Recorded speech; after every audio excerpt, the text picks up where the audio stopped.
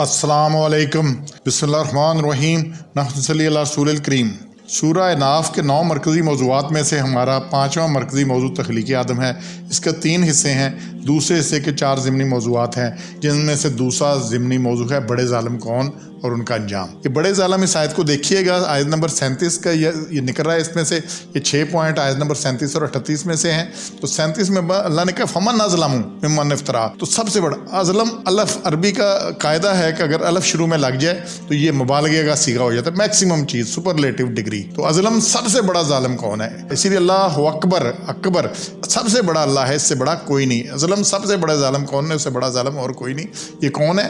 37 number आयत में अल्लाह ने कहा जिन्होंने खुद साख्ता बातें हकाम इलाही के तौर पर गढ़ी, खुद ही गढ़ी, खुद ही फैलाते रहे, ये अल्लाह का हुक्म है, अल्लाह ऐसे कहता है, अल्लाह के नबी का ही हुक्म है, ये गढ़ने वाले सबसे बड़े ज़ालिम हैं। फिर 37 में है कि हकाम इलाही को कौलन या अमलन जुटलाने वाले लोग, जो जुटलाने वाले लोग हैं वो बड़े ज़ालिम हैं। फिर ये है कि 6वां आखिरी पॉइंट है, दुनिया में ऐसे ज़ालिमों को उनके मुक़द्दर का लिखा रिज़्क़ मिलता रहेगा, अल्लाह रिज़्क़ देता रहेगा। इसी में है, आप देखिएगा, वो उनको मिलेगा जो उनकी किस्मत में अल्लाह लिखा है। रिज़्क़ अल्लाह नहीं रोकता, बल्कि यह है कि बाज़ का ज़्यादा देता है कि उसी में बह के रहें। और फिर ये है कि तीसरा बड़ा अहम पॉइंट है, वक्त मौत ये अपनी गुमराही और अपने खिलाफ खुश शहादत देंगे और अपने कुफर का वाज़ेह इकरार करेंगे। इस 37 नंबर आयत में इसको खोल के देखिएगा, और मैं कुछ रेफरेंस दे रहा हूँ, इन्हें देखिएगा। इसी 37 में यहाँ तक कि जब पहुँचे इनके पास हमारे भेजे हुए रसूल उनकी जान निकालने को, जब फरिश्ते जान निकालने को आए तो कहेंगे कि वो जिनको तुम पुकारते थे वो कहाँ हैं सिवाय अल्लाह के, तो वो बोलेंगे हमसे खो गए वो, और इकरार करेंगे कि बेशक हम काफिर थे। तो ये जब जान निकलने के बाद क्या होता है, ये बाद की बातें हैं, लेकिन जान निकालने वाले पहले ही उस वक्त पूछें हाँ भी वो किधर है जिनको बुलाते थे। और फिर इसके साथ सूरह नहल 16वीं सूरत है, इसकी आयत नंबर आप देखें 28 और 29। इसमें बड़ा वाज़ेह अल्लाह ने कहा है जिनकी जान निकालते हैं फरिश्ते और बुरा कर रहे होते हैं अपने हक में, तब जाहिर करेंगे इताअत कि हम ना करते थे कोई बुराई, क्यों नहीं, अल्लाह खूब जानता है जो तुम करते थे।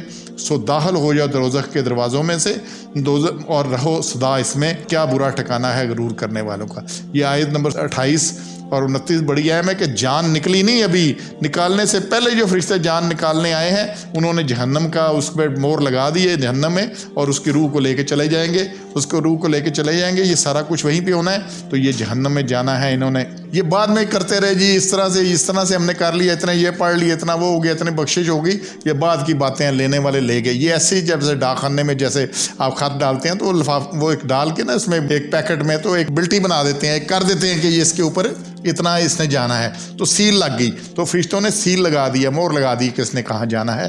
तो ये सारी सील लगने के बाद ये सारी बात ख़त्म हो जानी है। और फिर इसी में है आयत नंबर 32 को कि जिनकी जान कब्ज़ करते हैं फरिश्ते और वो सुथरे होते हैं, साफ़ तय्यबीन होते हैं, तो फरिश्ते कहते हैं सलामती हो तुम पर, जाओ बहिश्त में, इसके बदले जो तो काम कर। तो जान निकालने से पहले ही जन्नत और दोज़ख का, अच्छा जान निकालने के लिए जन्नत के फरिश्ते आते हैं या दोज़ख के आते हैं? ये आते ही वो हैं, तो इसलिए उन्होंने अपना काम करना ही करना है, और दोज़ख वालों ने रूह को लेके वहाँ चले जाना है, जन्नत वालों ने अपने मुताबिक काम करना है। तो इसलिए हमने ज़िंदगी में ठीक करना है, कायद अमाल सब कुछ ठीक करना है, बाद वालों ने सिर्फ फेसबुक पे स्टेटस ही लगाना है और कुछ नहीं करना।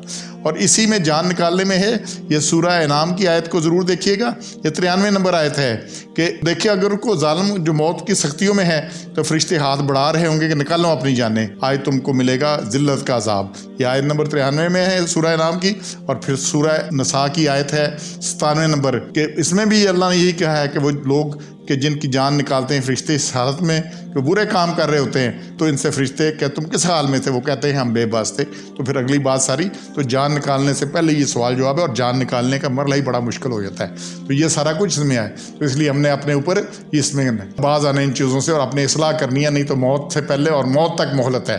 मैंने पीछे बात की थी कि फितरत मोहलत नहीं देती, शरीयत मोहलत देती है कि तौबा कर लो, इसलाह कर लो, बेहतर बन जाओ, पिछला साफ हो जाएगा। लेकिन अगर नहीं करते तौबा, नहीं इसलाह करते, तो फिर कुछ नहीं होने वाला, और मौत के साथ ही सब कुछ ख़त्म हो जाना है। और फिर 5वां पॉइंट है अल्लाह ताला इनके कि जहन्नम में दाखिले का हुक्म फरमा देंगे। तो ये जहन्नम में दाखिले का हुक्म हमने सूरह नहल की आयत में भी देखा है, और यहाँ भी देख रहे हैं कि अल्लाह ताला क्या करेगा, अभी जहन्नम में दाखिल हो जाओ। तो जब अल्लाह ने वहाँ हुक्म कर दिया जहन्नम में दाखिल होने का, तो कौन निकालेगा उनको? जब बाद में शफाअत होगी, क्या होगा क्या नहीं होगा, ये अलग बहस है। तो जब तक तो दोज़ख में ही ना, अल्लाह में यहाँ कह रहे हैं ना, तो खुद देखें, और ये हिला देने वाली आयतें हैं, इंसान को ٹھیک کر دینے والی آیتیں ہیں کہ موت اور موت، اچھا اس کے ساتھ تموتن الا وانتم مسلمون، موت کسی وقت بھی آ سکتی ہے، اس لیے ہر وقت تیاری کرنی ہے۔ سبحان ربک رب العزت عما یصفون وسلام علی المرسلین والحمد للہ رب العالمین۔